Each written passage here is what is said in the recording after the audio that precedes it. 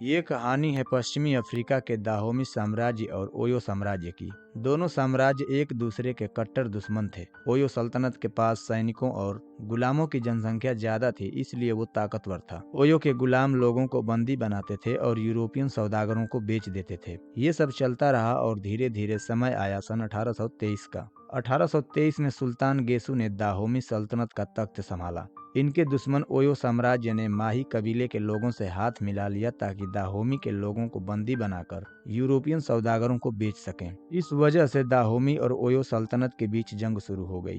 OYO साम्राज्य के पास नई बंदूकें और घोड़े थे, लेकिन दाहोमी साम्राज्य के पास भी एक खतरनाक हथियार था, औरतों की एक जाबाज फौज अगोजी, जिसके सेनापति का नाम था ननिस्का। सेनापति ननिस्का अपनी फौज के साथ माही गांव पहुंचती हैं, जहां पर दाहोमी के कुछ लोगों को माही फौजियों ने किडनैप करके रखा हुआ है। यहां पहुंचने के बाद अगोजी सेना और माही फौजियों के बीच लड़ाई शुरू हो जाती है। अगोजी महिला फौज पराक्रमी और इतनी ताकतवर खतरनाक होती हैं कि इनके सामने इनके प्रतिद्वंदी टिक नहीं पाते और मारे जाते हैं। इस तरह सेनापति ननिस्का और उनकी सेना अपने दुश्मनों का खात्मा करके जीत हासिल करती है और जो जिंदा बच जाते हैं उन्हें बंदी बना दिया जाता है। ननिस्का को घोड़े की नाल मिलती है, जिसे देखकर वो समझ जाती है कि माही गांव में ओयो सेना आई थी, क्योंकि उस समय ओयो साम्राज्य की सेना ही घोड़े की सवारी करती थी। ननिस्का की नजर एक लड़की पर पड़ती है जो अपनी माँ की लाश पे रो रही थी। ननिस्का उस लड़की को उसके गाँव पहुँचाने के लिए कहती है, लेकिन वो लड़की उन्हें बताती है कि अब उसके परिवार में कोई नहीं बचा है। उसकी माँ मर चुकी है और उसके पिता और भाइयों को ओयो सेना ने यूरोपियों को बेच दिया है।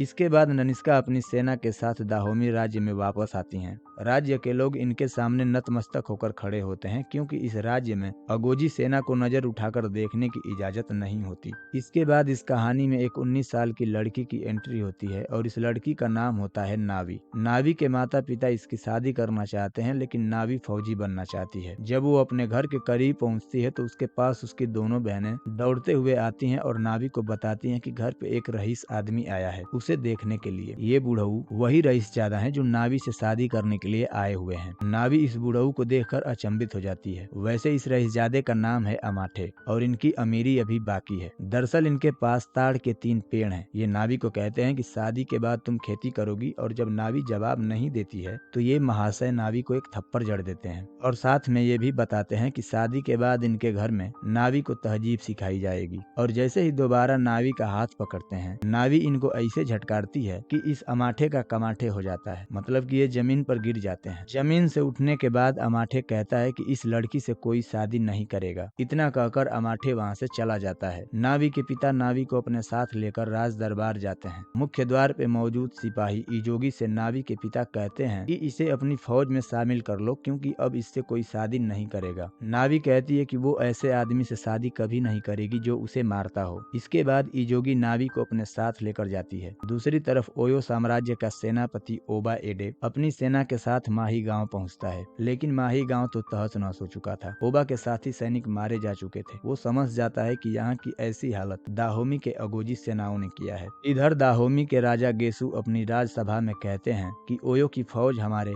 इलाके में आई है। उन्होंने समझौता तोड़ा है और इस बार जब वो भेंट के लिए आएंगे तो हम उन्हें भेंट देने से मना कर देंगे। दरअसल दाहोमी राज्य अपना व्यापार ओइडा के बंदरगाह के जरिए करता था और ओइडा बंदरगाह पर ओयो साम्राज्य का कब्जा था, जिसके वजह से दाहोमी के राजा ओयो साम्राज्य को भेंट या फिर टैक्स देते थे और इसके बदले ओयो साम्राज्य इनको व्यापार करने की अनुमति दिया था। चूंकि राजा गेसु अब भेंट देने से मना कर रहे हैं, इस पर इनका वजीर कहता है कि अगर हमने इन्हें भेंट नहीं दिया तो जंग छिड़ जाएगी। राजा कहते हैं कि हम अपने बाप दादा के जमाने से डरते आए हैं, लेकिन अब और नहीं। वजीर कहता है कि उनकी फौज की तादाद हमसे दुगनी है, उनसे मुकाबला करने के लिए हमें अपने फौजियों को तैयार करना होगा। इस पर सेनापति ननिस्का कहती हैं कि हमारी अगोजी फौज तैयार है। काफी समय सोच विचार करने के बाद राजा गेसु कहते हैं इस बार ये आखिरी भेंट होगा, इसके बाद हम ओयो साम्राज्य को कोई भेंट नहीं देंगे। सेनापति ननिस्का दाहोमी राज्य की रक्षा और अगोजी सेना में शामिल करने के लिए नई लड़कियों को ट्रेनिंग देना शुरू करती हैं। इनकी ट्रेनिंग कई दिनों तक चलती है। इन सभी लड़कियों में नावी जो है सबसे तेज और अव्वल होती है। अगले सीन में ओयो साम्राज्य का सेनापति ओबा अपने सैनिकों के साथ दाहोमी आता है कर वसूलने के लिए। लिए। राजा गेसु द्वारा ओबा को कर के रूप में बंदूकें दी जाती हैं। ओबा कहता है कि ये कम है और इसकी कमी पूरा करने के लिए ओबा राजा गेसु से 40 अगोजी फौजियों की मांग करता है, लेकिन राजा इनकार कर देते हैं, जिस पर ओबो कहता है कि अगर तुम हमारी मांग पूरी नहीं करोगे तो हम तुम्हें ओएडा बंदरगाह पर कारोबार करने नहीं देंगे। इसके बाद राजा गेसु इस पर विचार विमर्श करते हैं और कहते हैं कि हम तुम्हें 40 नहीं बल्कि 20 अगोजी देंगे और इसके बदले तुम हमें ओएडा बंदरगाह पर कारोबार करने दोगे। ओबा इस पर सहमत होता है और अपने कुछ सिपाहियों को दाहोमी में छोड़कर चला जाता है। अगले सीन में ओएडा के बंदरगाह पर यहाँ सेंट फरेरा अपने दोस्त मलिक के साथ आता है अपने कारोबार के लिए। इस बंदरगाह पर बहुत सारे आदमी, औरत और बच्चे थे जिन्हें बंदी बनाकर रखा गया था। दरअसल यहाँ पर इनका व्यापार होता था। इन लोगों पर बोली लगाई जाती थी और फिर इन्हें सौदागरों को बेच दिया जाता था। ओबा ने राजा गेसु से 20 अगोजी सिपाहियों की मांग की थी, जिन्हें सेनापति ननिस्का अपने साथ लेकर ओएडा पहुंचती हैं। ननिस्का कहती हैं कि हम सुल्तान गेसु की तरफ से भेंट लाए हैं। इस पर ओबे कहता है कि दाहोमी के सारे फौजी नामर्द हैं, इसलिए उन्होंने यहाँ पर औरतों को भेजा है। ओबा का मानना है कि औरतें फौजी नहीं बन सकती। ओबा कहता है कि ये औरतें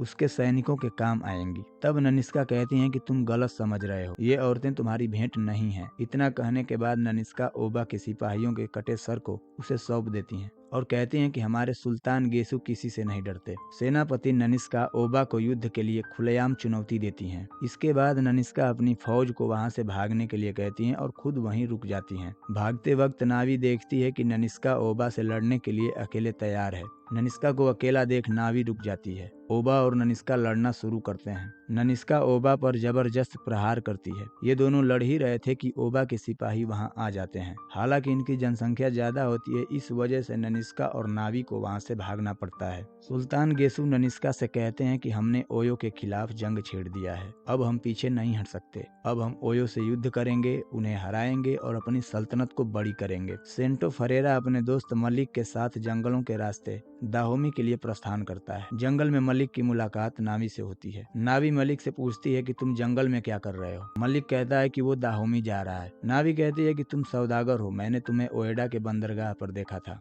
तुम गुलाम खरीदते हो, तुम यहाँ से वापस ओएडा चले जाओ। मलिक कहता है कि वो गुलाम नहीं खरीदता, वो दाहोमी घूमने के लिए जा रहा है। मलिक नावी को यह भी बताता है कि उसकी माँ दाहोमियन थी। ये दोनों आपस में बातचीत करते हैं और धीरे धीरे इनकी दोस्ती हो जाती है। अगले सीन में सेंटो और मलिक दाहोमी पहुंचते हैं। सुल्तान गेसु कहते हैं कि तुम लोग अच्छे मौके पे आए हो, हमारी अगोजी सेना आज आखिरी इम्तिहान देंगी। दरअसल नावी और उसके साथ की वो सभी लड़कियां जिन्हें अगोजी सेना में शामिल करने के लिए ट्रेनिंग दी गई थी, इन सभी लड़कियों का आज आखिरी इम्तिहान होता है। इसमें इनको कांटों के बीच से गुजरना पड़ता है। इसके बाद ऊपर की चढ़ाई करनी पड़ती है। ये टास्क पूरा करने के बाद इनके सामने 6 सिपाही होते हैं। इन सिपाहियों को हराने के बाद पुतले के सर को काटना होता है। नावी और उसकी साथी लड़कियां इन सभी चुनौतियों को बड़ी आसानी से पार कर लेती हैं। इनमें पहला स्थान नावी का होता है। सुल्तान नावी को अपने पास बुलाते हैं और कहते हैं कि तुम बहुत जाबाज और बहादुर हो। उसके बाद सुल्तान गेसु ऐलान करते हैं। वो सभी लड़कियों को कहते हैं कि तुम सब दाहोमी की सबसे ताकतवर योद्धा हो। इतना सुनने के बाद सभी लोग खुशी से झूम उठते हैं।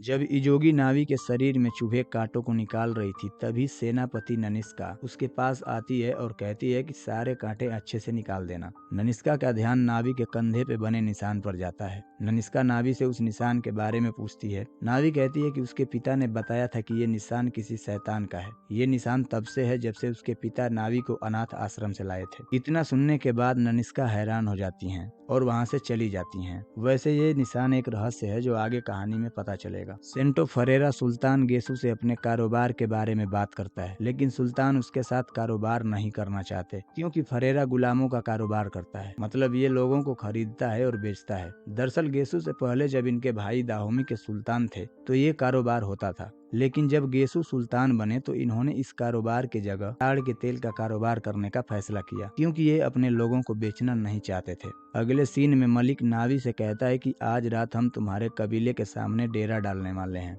और मैं चाहता हूं कि आज रात तुम मुझसे मिलने के लिए आओ। इसकी बात सुनकर नावी का रिएक्शन बदल जाता है। नावी कहती है ऐसा है कि अगर तुमको लड़की चाहिए सोने के लिए तो बाजार में जाओ, वहाँ बहुत सी लड़कियां मिलेंगी, लेकिन हमसे इसकी उम्मीद मत रखो क्योंकि हम उस टाइप के नहीं हैं। मलिक कहता है कि मेरा ये मतलब नहीं है। माना कि हमारा मिलन जंगली था, लेकिन हम जंगली नहीं हैं। वैसे ये सच था कि ये दोनों जंगल में मिले थे, लेकिन असल में मलिक नावी को पसंद करता था और नावी भी मलिक को कहीं न कहीं पसंद करती थी। रक्त शपथ लेने के बाद नावी चुपके से मिलने के लिए मलिक के पास जाती है। मलिक नावी को बताता है कि ओयो की फौज दूसरे कबीलों के साथ मिलकर दाहोमी पर हमला करने की योजना बना रही है। उसके बाद नावी सेनापति ननिष्का के पास आती है और उनसे कहती है कि महल में आज कुछ लोग आए थे, उसमें मलिक भी था। उसने मुझे बताया कि ओयो की फौज हमला करने वाली है। हालांकि नावी झूठ बोल रही थी, लेकिन ननिष्का नावी का झूठ पकड़ लेती हैं। ननिष्का नावी को अपने पास बुलाती हैं और कहती हैं कि तुम एक अगोजी हो, तुम्हें मर्दों से दूर रहना होगा। ननिष्का कहती हैं कि तुम अपनी अकड़ और बेवकूफी की वजह से पकड़ी जाओगी। नावी कहती है कि मैं आप जैसी नहीं हूँ, मैं जानती हूँ कि आप पकड़ी गई थी, मुझे इजोगी ने बताया था। इतना सुनने के बाद ननिष्का खुद इस घटना का खुलासा करती हैं। दरअसल हुआ यह था कि जब ननिष्का युवा अवस्था में थी तो इन्हें ओबा ने पकड़ लिया था और इनका बलात्कार किया था, जिसकी वजह से ननिष्का प्रेग्नेंट हो गई थी। वहां से बचकर भागने के बाद इन्होंने एक बच्ची को जन्म दिया और अपनी दोस्त अमेंजा से कहा कि इस बच्ची को मुझसे दूर ले जाओ। लेकिन ननिष्का की तबीयत इतनी खराब थी कि अमेंजा इनके लिए दवा लाने के लिए चली गई। तब ननिष्का ने अपनी बच्ची के बाएं कंधे में एक घाव किया और उसके अंदर एक शार्क का दांत घुसा दिया। यानी कि ननिष्का ने जो घाव बनाया था वैसा ही घाव का निशान नावी के कंधे पर भी होता है, लेकिन नावी इससे इनकार करती है। नावी कहती है कि वो मैं नहीं हूँ। जब ननिष्का इस निशान को चाकू से चीरती हैं तो उसमें से वो दांत निकलता है, जिससे ये कंफर्म हो जाता है कि नावी ही ननिष्का की बेटी है। दूसरी तरफ ओबा अपने साथ बड़ी फौज लेकर दाहोमी पर हमला करने के लिए आ रहा था, लेकिन उसे दाहोमी पहुंचने के लिए एक दिन का और समय लगने वाला था। ननिष्का उस इलाके में बारूद बिछाना शुरू करवाती हैं जिस इलाके में ओबा अपनी फौज के साथ डेरा डालने वाला था। ननिष्का पूरे प्लान के साथ अपनी अगोजी सेना को युद्ध के लिए तैयार करती हैं। ओबा ने ननिष्का के साथ जो दुष्कर्म किया था उसका बदला लेने का समय अब आ चुका था। अगले दिन ननिष्का अपनी अगोजी फौज के साथ ओबा के डेरे पर हमला कर देती हैं।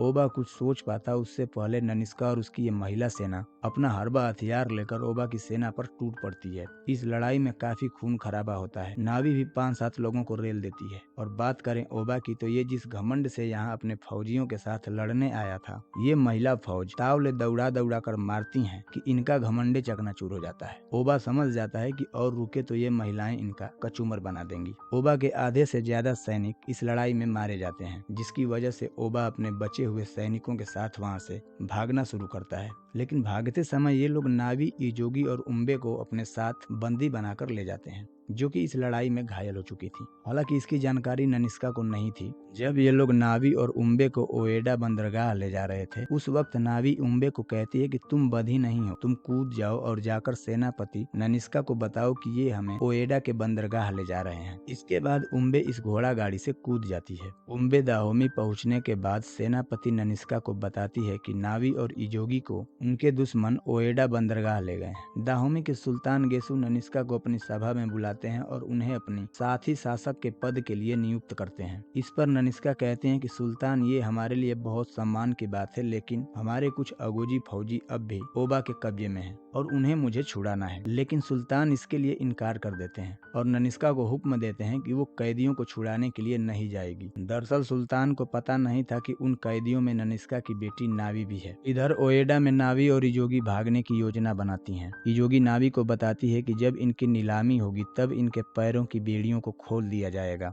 और जब कोई इन्हें खरीद लेगा तब इन्हें मौका मिलेगा भागने का। ओबा इन सबको बेचने के लिए तैयार करवाता है। इसके बाद वहाँ मौजूद सभी व्यापारी जो गुलाम खरीदते हैं वो लोगों पर बोली लगाना शुरू करते हैं। इन व्यापारियों में सेंटो फरेरा भी होता है, जिसके साथ सुल्तान गेसु ने कारोबार करने से मना कर दिया था। इसके बाद ये लोग बोली लगाना शुरू करते हैं। शुरुआत होती है इजोगी से, जिसे सेंटो 150 रियाल में खरीद लेता है। तभी अचानक मलिक वहाँ पहुँचता है और सेंटो और मलिक के बीच नावी को लेकर बहस शुरू हो जाती है। इसका फायदा उठाकर नावी और इजोगी वहां से भागना शुरू करती हैं, लेकिन इनका प्रयास असफल हो जाता है और इजोगी मारी जाती है। मलिक नावी को बचाने के लिए ओबा से 100 रियाल में खरीद लेता है। इधर ननिष्का सुल्तान गेसु के हुक्म को नहीं मानती और अपने अगोजी सिपाहियों के साथ नावी को बचाने के लिए निकल पड़ती हैं। ओएडा बंदरगाह पर पहुंचने के बाद सबसे पहले उन गार्ड्स को मारना पड़ता है जो कैदियों की रखवाली करते हैं। ननिस्का सभी कैदियों को आजाद करती हैं और अपनी अगोजी फौज के साथ नावी को ढूंढने के लिए आगे बढ़ती हैं और इनके रास्ते में जो कोई भी आता है वो मारा जाता है। इस बीच मलिक नावी के पास आता है और अपने साथ चलने के लिए कहता है, लेकिन नावी कहती है कि मैं अपने लोगों की मदद करूंगी और तुम यहाँ से चले जाओ। ओएडा बंदरगाह पर जो भी गार्ड्स और ओबा के सिपाही थे सब एक एक करके मारे जाते हैं। वहीं सेंटो मलिक के साथ खरीदे हुए गुलामों को लेकर वहां से भागना चाहता है, लेकिन मलिक उन गुलामों को आजाद कर देता है, जिसके बाद सभी गुलाम मिलकर सेंटो की इतनी कुटाई करते हैं कि उसकी वहीं मौत हो जाती है। इसके बाद आमना सामना होता है ननिस्का और ओबा का और फिर ये दोनों एक दूसरे से लड़ना शुरू करते हैं। पहले राउंड में ननिस्का ओबा का कनवे काट लेती है, जिसके बाद ओबा अपनी पूरी ताकत लगा देता है ननिस्का को मारने के लिए, लेकिन अंत में ननिस्का उसी के खंजर से उसको मार देती है और बाकी जो 2-4 बचते हैं वो नावी के हाथों मारे जाते हैं। इस तरह ओबा को मारने के बाद ननिस्का का बदला पूरा होता है। इसके बाद ननिस्का अपनी अगोजी फौज के साथ वापस दाहोमी साम्राज्य आती हैं। यहाँ पर सुल्तान गेसु इनकी प्रशंसा करते हैं और ननिस्का को ओयो राज्य पर जीत की खुशी में दाहोमी राज्य के अंदर उत्सव रखा जाता है। उत्सव के बाद ननिस्का और नावी निजी तौर पर माँ और बेटी के रिश्ते को स्वीकार करते हैं और इसी के साथ ये मूवी यहीं पर समाप्त हो जाती है।